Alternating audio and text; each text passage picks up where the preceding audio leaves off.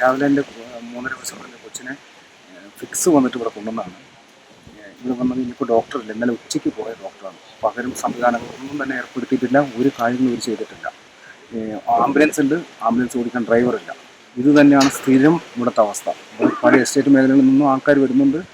ആർക്കും ഇവിടെ ഡോക്ടറെ കാണാൻ പറ്റുന്നില്ല. എല്ലാവരും തിരിച്ചു പോവാണ്. ഇവിടെ നിന്ന് ഏകദേശം ഒരു 10-30 കിലോമീറ്റർ യാത്ര ചെയ്താൽ മാത്രമേ നമുക്ക് എത്താൻ പറ്റുള്ളൂ ഹോസ്പിറ്റലിലേക്ക്. ഇപ്പോൾ ആംബുലൻസിന് വേണ്ടി വെയിറ്റ് ചെയ്യാൻ തുടങ്ങിയിട്ട് ഏകദേശം 3/4 മണിക്കൂറായി ഞങ്ങളിവിടെ വന്നിട്ട് ഹോസ്പിറ്റലിൽ വന്നിട്ട്. ഇതുവരെ ഒരു സംവിധാനം ഏർപ്പെടുത്തിയിട്ടില്ല. അട്ടപ്പാടി ആയിരുന്നു കൊണ്ട് എന്തും ചെയ്യാമെന്നുള്ള ഒരു ധാരണയാണ് ഇതിനൊക്കെ കാരണം. ഒരു സംവിധാനങ്ങളും ഏർപ്പെടുത്തിയിട്ടില്ല. ആരോഗ്യവകുപ്പിൻ്റെ ഒരു സംവിധാനങ്ങളോട് ഏർപ്പെടുത്തിയിട്ടില്ല. ഇവിടെ വന്ന് നോക്കുമ്പോൾ ആരും ഇല്ലാത്തൊരവസ്ഥ. ഒരു സ്റ്റാഫ് നേഴ്സും ഒരു അറ്റൻഡറും മാത്രമുള്ളൊരു ഹോസ്പിറ്റലാണ്.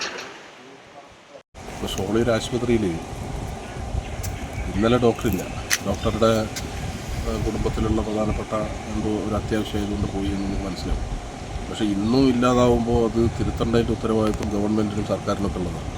ഇന്നത്തെ ദിവസവും ഇവിടെ ആളുകളില്ല. ഇന്ന് അനവധി ഹിന്ദിക്കാർ ഇവിടെ വന്നു പോയി. ഇന്നത്തെ ഒരു കുട്ടിക്ക് ഫിക്സ് ഇളകി വന്നിട്ട് ഇവിടുന്ന് കൊണ്ടുപോകാനാണ്. ഒരു ആംബുലൻസ് അവിടെ MLA കൊടുത്ത ആംബുലൻസ് അവിടെ കിടപ്പുണ്ട്. ആ ആംബുലൻസിലാണെങ്കിൽ ഡ്രൈവർ ഇല്ല. നഗരം സംവിധാനം ഒരുക്കുക എന്നുള്ളതാണ് നമ്മൾ ചെയ്യേണ്ട പ്രധാനപ്പെട്ട കാര്യം. അപ്പോൾ അങ്ങനെ തീരെ നിരുത്തരവാദപരമായിട്ടുള്ള സമീപനമാണ് ഈ ഷോളയൂർ ആശുപത്രിയുടെ ഭാഗത്തുനിന്നും ഇതിൻ്റെ അധികാരികളുടെ ഭാഗത്തു നിന്നും ഉണ്ടായിട്ടുള്ളത്. അതിനെതിരെ തീർച്ചയായിട്ടും വലിയ പ്രതികരണങ്ങൾ ഉയരേണ്ടതുണ്ട് എന്നുള്ളതാണ് പറയുന്നത്.